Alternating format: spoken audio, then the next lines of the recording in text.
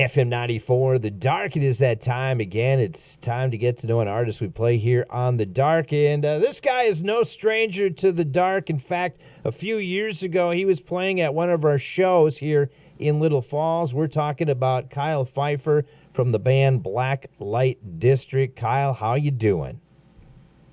Jay-Z, I'm doing good, brother. It's been a while, and I'm glad to talk to you. Hey, it's great to hear your voice, and I tell you what, it's great to hear anybody's voice here in 2020 because what a whirlwind it has been with this COVID-19 pandemic, and I gotta believe that the pandemic has also hit you in certain ways too, just like everybody else. Absolutely, man.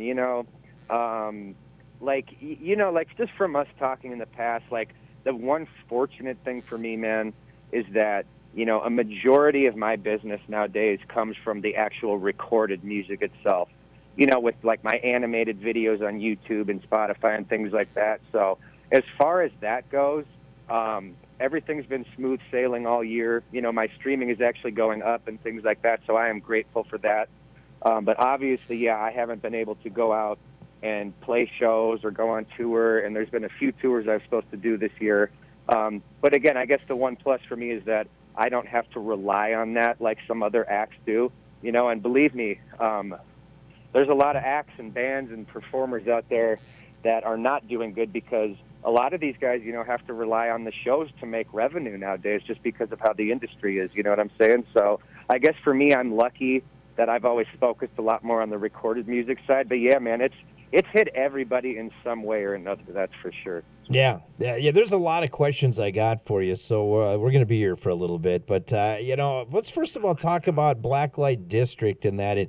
And for people that don't know about this band, the project, all that kind of stuff, why don't you give us once again kind of an overview of Blacklite District? And some things have changed a little bit with Blacklite District in recent years too, haven't they? Yes, they have, absolutely.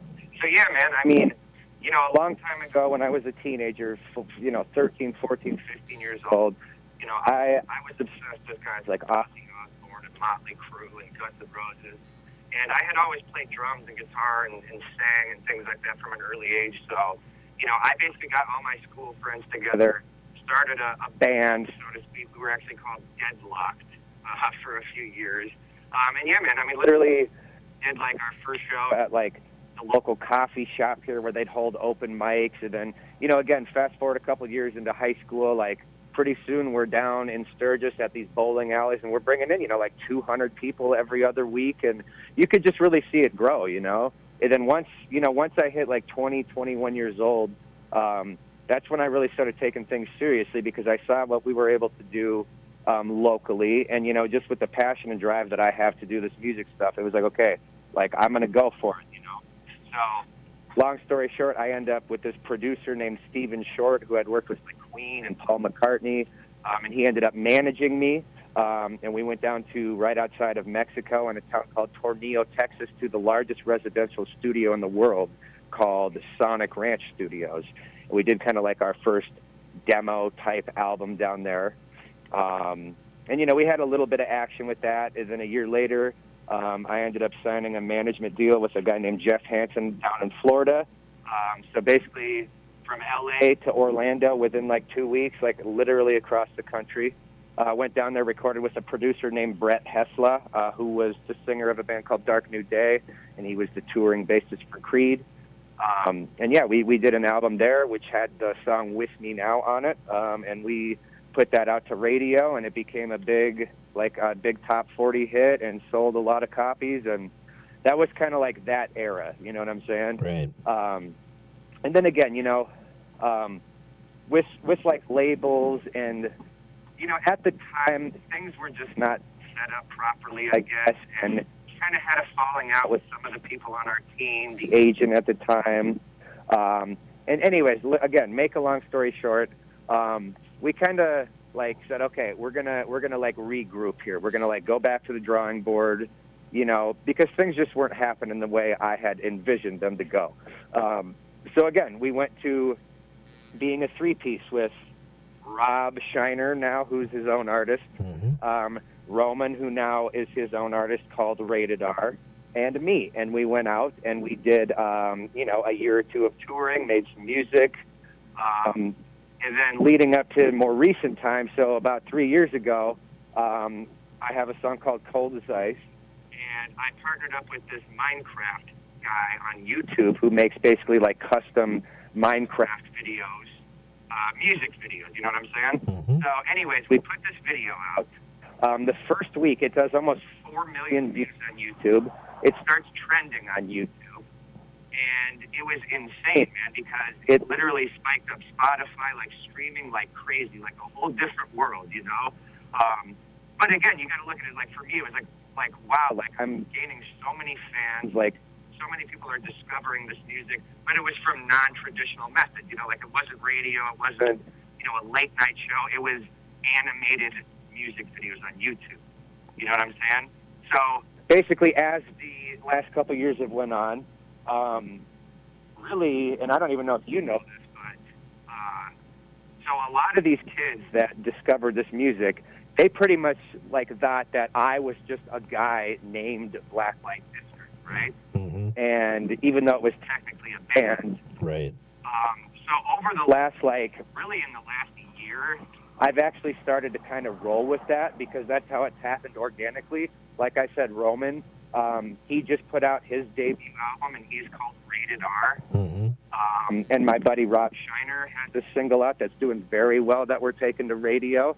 And I have my label AK-19 Entertainment where I work with all these guys on, you know? Right. So really right now, we're all still kind of like, a group in a sense, but we're all our own individual things now. You know what I mean? Mm-hmm. So Blacklite District is pretty much just me now, and I do my thing.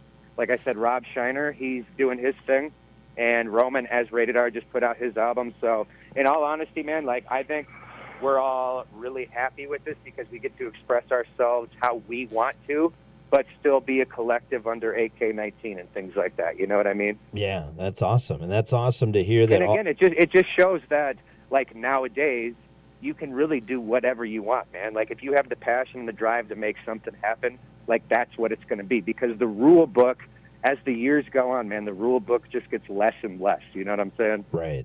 And you mentioned the Minecraft thing, and that really blew up your YouTube. And in fact, I know you were recently got a present award from YouTube for having over 100,000 subscribers. And I think I just recently looked. You're closing in on 150,000 subscribers. That's crazy, isn't it? Oh man, it is. And you know what's funny though is again, to this younger generation nowadays, man, teenagers right now, what I got was called the silver play button for 100,000 subscribers. They have the gold play button for 1 million, and then the diamond for 10 million. But again, in today's world, and especially with the younger kids, this silver play button is almost like getting a gold or platinum record, you know? Right. Except for nowadays, it's YouTube and subscribers. So at the end of the day, man, I am so grateful to be a part of that and to be a part, if you could see the fans that hit me up, in my DMs on a daily basis that say, yo, Kyle, or Blacklite, whatever they call me, to say that your music has, helped me so much, it saved my life, or it helps my depression, or I don't have to think about this stuff while I'm listening to your music. At the end of the day, man, that means so much to me, more than any fame or money or whatever that comes with it. The fact that my darkness as an artist can connect with their darkness as a listener is the ultimate goal, man. Yeah. You know what I'm saying? Yeah. So, and the same way I grew up listening to Ozzy or something, right? Yeah, and you and I have had many conversations, even on these airwaves. I know you had some tough times for a while, and and things are going well for you now again, right? Absolutely, man. Going on the road in my early 20s, I obviously partied a lot. I went out and it was just, I guess at the time I didn't look at it like a business. I looked at it dude, we get to pretend to be rock stars and go on tour and drink and do this and that. And man, over time, that stuff does catch up with you, Yeah. I ended up in the hospital 3 different occasions with something called pancreatitis, which is alcohol-induced. Mm-hmm. And that was a big life changer because it's I just kept going, though. After a time in the hospital, they'd say, look, you cannot drink again. and a month later I'd be back. And I'm not talking about just for a day. Like, I'm there for a week, you know.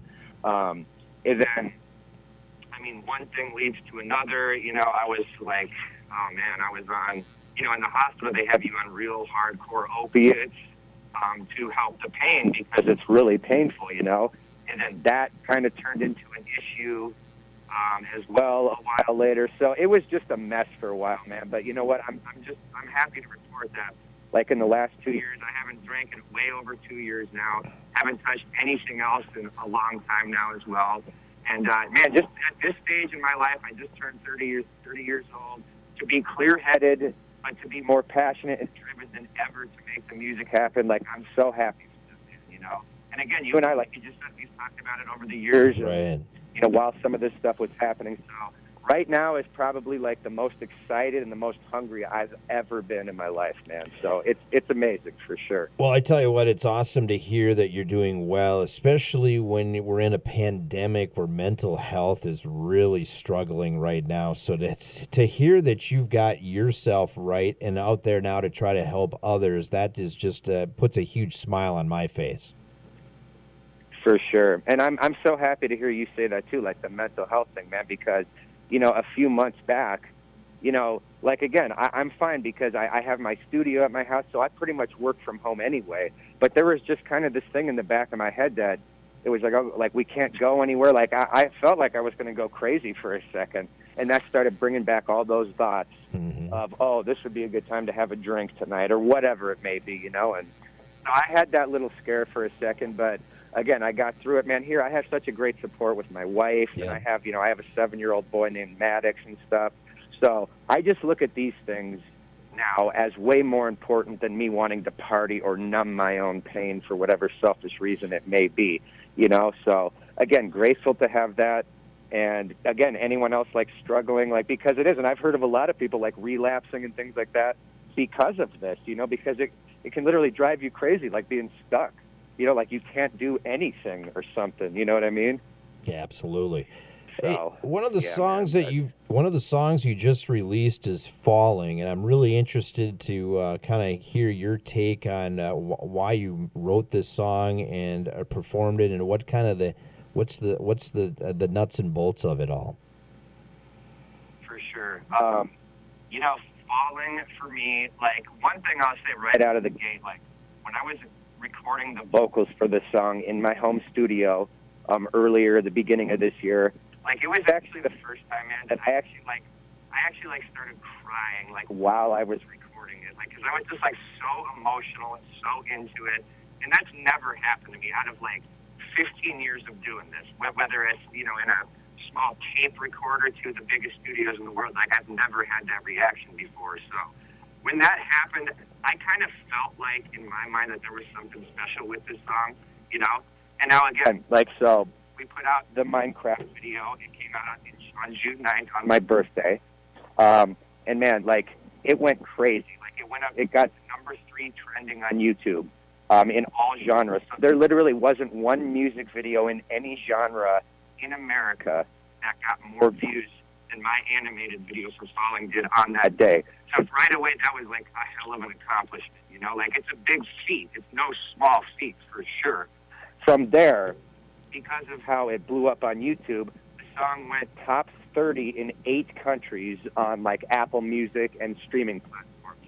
So again, another thing where it's like, wow, like, just watching this literally explode in real time. Right.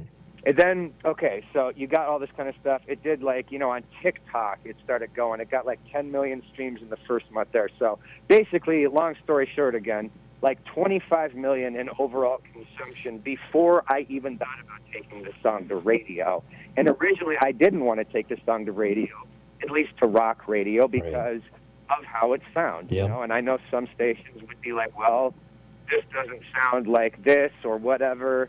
But I go in knowing, you know what I'm saying? And I know there's going to be pushback by some people. Now, on the flip side of that, some stations have been like, dude, hell yes. Like, it's refreshing to hear something that doesn't sound like every other, like, knuckle dragger hard rock song that's out right now. Right. No disrespect. You know what I'm saying? Like, in a way I look at it as, like, if you look at, like, Alice in Chains or something in the 90s, you know, like, not every single was a heavy, like, banger, No. like, hard track, you know? There is room for softer guitar-based music, which I feel like Falling is, even though it does have the background of, you know, like 808 bass and trap beats and stuff like that, but the song is guitar-based. And like I said, man, a lot of people have found it kind of refreshing. And here I am, like 6-7 weeks into Falling being at radio. This is the biggest radio week yet. I woke up today with 10 ads on the board, so that's 10 brand new stations. It's getting close to hitting the top 40 on the indicator charts. And we have a few monitored stations in. So our goal is to break the top 40 on the Billboard Mainstream Rock chart, like the main chart. Because, you know, man, that puts it in the history books. Like, that says, look, this song was a top 40 hit. It's there. You can look at it forever. And that's important to me at this stage of my career. You know what I'm saying? Absolutely. So that's kind of it, man, you know.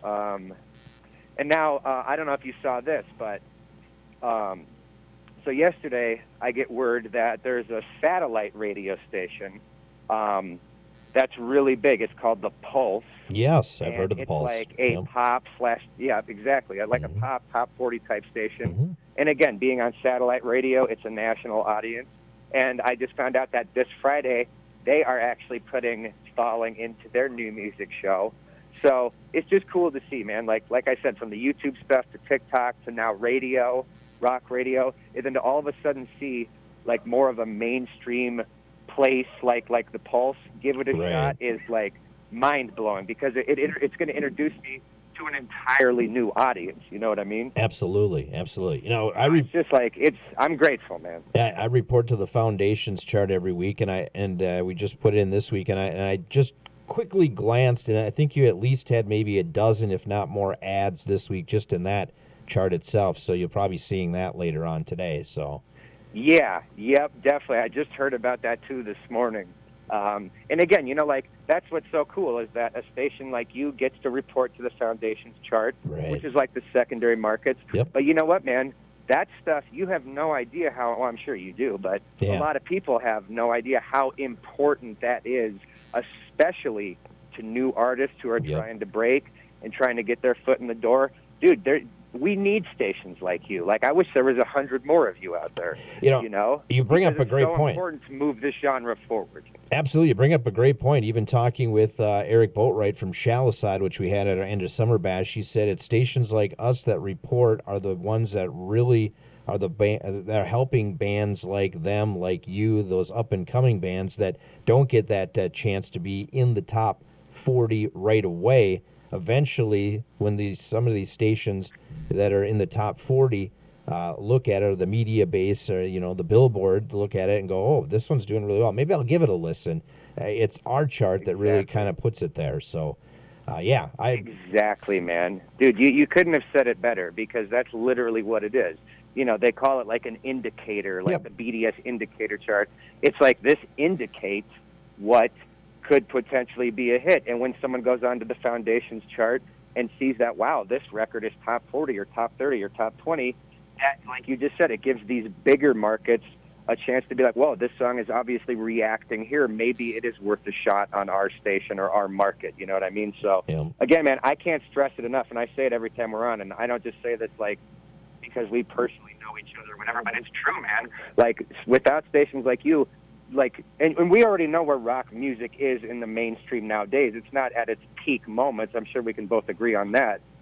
And things like the Foundations chart gives it just a little bit of hope that there still is a place for new music out there, a place for new artists to really go to like, cut their teeth. Well, let me tell you something that might be really exciting to you and all the new artists. This past weekend for our end of summer bash, I had so many people come up to me and say, "Thank you for playing new music from artists we haven't heard from before." And it was the number one thing that all of these people came up to me and said, "Thank you for playing that new music from artists I've never heard of, and now I'm in love with those artists," which you're not going to get normally at a media-based radio station. Right. Dude, oh my God. And that's exactly why I stress how important it is. Because even a lot of these big media-based stations, and I check them out, I stay up to date. You know, in all honesty, half the time when you're listening to them, honestly, a lot of them sound like classic rock stations. Yeah, they are. Because you're hearing more AC/DC and Foo Fighters and Metallica They're a than you are anything new. They're a heritage you know? rock station. Heritage rock is what they are, really. Right, exactly, man. Even though a lot of them claim to be new rock, Right. like where new rock lives here, yet they're maybe playing. And I've heard of stations 20 playing songs. as little as like 3 to 4 currents in Yeah. their playlist, which Yeah. to me is crazy, man. Right, yeah. But when you look at it like this, like if you look at pop or alternative or any other format, like let's just say a pop station, for example, they're not just playing NSYNC and Backstreet Boys from 20 years ago because they're busy creating new stars. So you're hearing, I'd say 80 to 90% current music on these stations, whereas a lot, I'm not saying all, but a lot of rock stations are the opposite, where you're hearing mainly classic heritage type stuff with a few currents thrown in.